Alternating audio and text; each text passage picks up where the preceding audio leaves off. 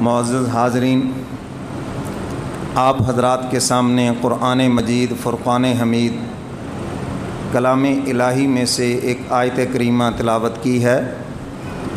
دعا فرمائیں اللہ رب العزت شرح صدر کے ساتھ بیان کرنے کی اور ہم سب کو قرآن و سنت پہ عمل کی توفیق عطا فرمائے۔ اس آیت مبارکہ میں حق تعالی نے ایک بستی کا ذکر فرمایا کہ ہم نے ان بستی والوں کو انعامات سے نوازا، ان کے اوپر اپنی بڑی مہربانی کی، ہر طرح کے فروٹ انہیں عطا فرمائے، میوے عطا فرمائے، بہاریں عطا فرمائی، مگر وہ بستی والے ہماری نعمتوں پر شکر ادا کرنے کی بجائے تکبر میں مبتلا ہو گئے، ہمارے نافرمان ہو گئے۔ تو فرمایا کہ پھر ان کو بھوک نے آ کے پکڑ لیا، خوف نے ان کو جکڑ لیا، اور فرمایا کہ یہ سب کچھ ان کے گناہوں کی وجہ سے ہوا ہے۔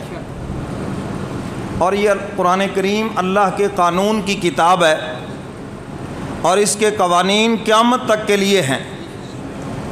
یہ مثال صرف اس زمانے کے لوگوں کے لیے نہیں تھی، آج کے لوگوں کے لیے بھی ہے اور ہمارے بعد قیامت تک جو لوگ آئیں گے ان کے لیے بھی ہے۔ بہت سے لوگوں کو آپ دیکھتے ہیں بڑی بہاریں تھیں ان پر، لیکن پھر دیکھا وَتِلْكَ الْأَيَّامُ نُدَاوِلُهَا بَيْنَ النَّاسِ، ایسے دن پھرے کہ پھر ایک ایک نوالے کو ترس گئے۔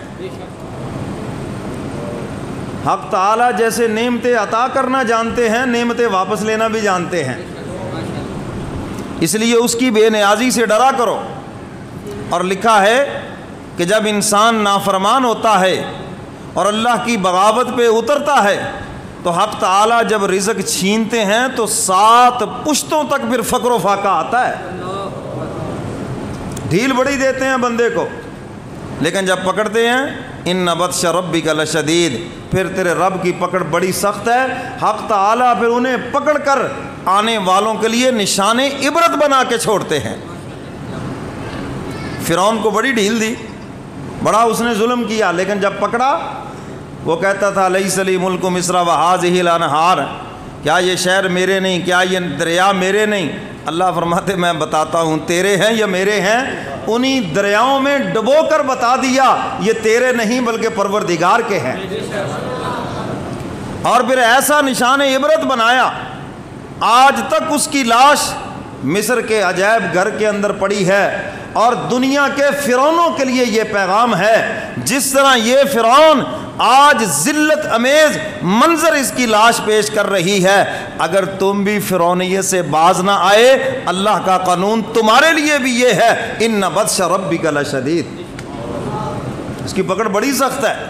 ڈھیل دیتے ہیں بندے کو، توبہ کر لے، استغفار کر لے، معافی مانگ لے، باز آ جائے، واپس آ، بڑی ڈھیل دیتے ہیں، بڑی ڈھیل، اور اتنی ڈھیل دیتے ہیں کبھی کبھی تو جو اوپر والے ہیں وہ بھی حیران ہو جاتے ہیں، لیکن حق تعالیٰ چھوڑتے نہیں ہیں، یاد رکھنا۔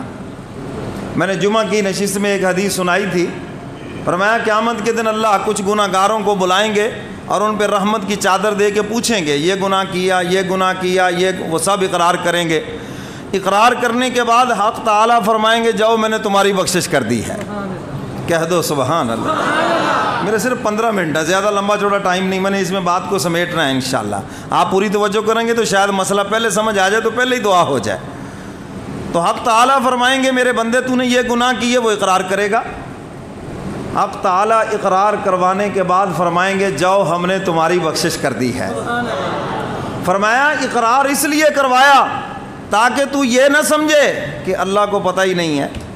آج بہت سارے لوگ اس غلط فہمی کا شکار ہیں، ساڈا کڑا کسی کو پتہ لگنا ہے، ہمارا کوئی کسی کو علم ہی نہیں ہے۔ یہ جو تو چھپ کے کرتا ہے اہل جہاں سے، یہ جو تو چھپ کے کرتا ہے اہل جہاں سے، کوئی دیکھتا ہے تجھے آسمان سے، اللہ دیکھ رہے ہیں تجھے۔ تو اقرار کروا کے فرمائیں گے جاؤ بھائی بخشش۔ یا اللہ بخشش کس بات پر؟ فرمایا تیرے اندر ایک عمل تھا کہ تو لوگوں کے عیبوں کے اوپر پردہ ڈالتا تھا، اور مجھے تیری یہ ادا بڑی پسند ہے کیونکہ میں بھی اپنے بندوں کے عیبوں پہ پردہ ڈالتا ہوں، میں نے تیرے اس عمل کی وجہ سے تیری بخشش کر دی ہے۔ اچھا آج ہم عیبوں پہ پردہ ڈالتے ہیں یا اچھالتے ہیں؟ بڑے فخر سے کہتے ہیں بڑے راز ہے جی میرے سینے میں اگل دوں تو آگ لگا دوں، مجھے تو فلاں کا بڑا پتہ ہے۔ ہائے رہے دیکھتے اوروں کے عیب و ہنر، اور نہ تھی اپنے گناہوں پہ نظر، اور پڑی جب اپنے گناہوں پہ نظر تو دنیا میں کوئی بھی گناہ گار نہ رہا۔ جب اپنے عیبوں پہ نظر پڑ جائے تو پھر کوئی بھی گناہ گار نہیں۔ اور حدیث مبارکہ کا مفہوم ہے اللہ جب کسی سے راضی ہوتے ہیں اس بندے کو اپنے عیبوں کے پیچھے لگا دیتے ہیں، اور اللہ جب کسی بندے سے ناراض ہوتے ہیں تو اس کو لوگوں کے عیبوں کے پیچھے لگا دیتے ہیں۔ لوگوں کے عیبوں کے پیچھے پڑنا یہ اللہ کی ناراضگی کی دلیل ہے کہ حق تعالیٰ آپ سے ناراض ہیں، اور سب سے زیادہ اس کے اوپر ناراض ہیں جو مولویوں کے پیچھے پڑتا ہے۔ کہہ سکتے ہیں کہ کسی نے زمین پہ چلتا پھرتا جہنمی دیکھنا ہو تو وہ دیکھ لیں جو علماء مشائخ نیک لوگوں کے پیچھے پڑا ہوا ہے، شیخ الحدیث کی برائی کرتا ہے، مفتی کی برائی کرتا ہے، عالم کی برائی کرتا ہے، امام کی خطیب کی برائی کرتا ہے، وہ سب سے بڑا بد نصیب ہے۔ اس لیے میرے محترم سامعین، حق تعالیٰ جب بندے سے راضی ہوتے ہیں تو اس کو اپنے عیبوں کے پیچھے لگا، اس کو فکر پڑ جاتی ہے اپنی، یار میرا وقت قریب آ رہا ہے، میں اللہ اس کے رسول کا فرما بردار بن کے چلا جاؤں۔ تو میرے محترم سامعین، یہ جو آیت مبارکہ تلاوت کی ہے، حق تعالیٰ فرماتے ہیں ہم نے اس بستی کو بڑا نوازا مگر بستی والے ہمارے نافرمان ہو گئے۔ فرمایا وَضَرَبَ اللَّهُ مَثَلًا قَرْيَةً كَانَتْ آمِنَةً مُطْمَئِنَّةً يَأْتِيهَا رِزْقُهَا سبحان اللہ رَغَدًا مِّن كُلِّ مَكَانٍ فَكَفَرَتْ بِأَنْعُمِ اللَّهِ ما شاء اللہ فَأَذَاقَهَا اللَّهُ لِبَاسَ الْجُوعِ والخوف بما كانوا يصنعون۔ حق تعالیٰ فرماتے ہیں ایک بستی کی زمین کو ہم نے سونا اگلنے کے اوپر لگا دیا، آسمان موتی برسا رہا تھا، ہوائیں موافق، موسم موافق، لیکن فرمایا وہ بستی والے ہمارے نافرمان ہو گئے۔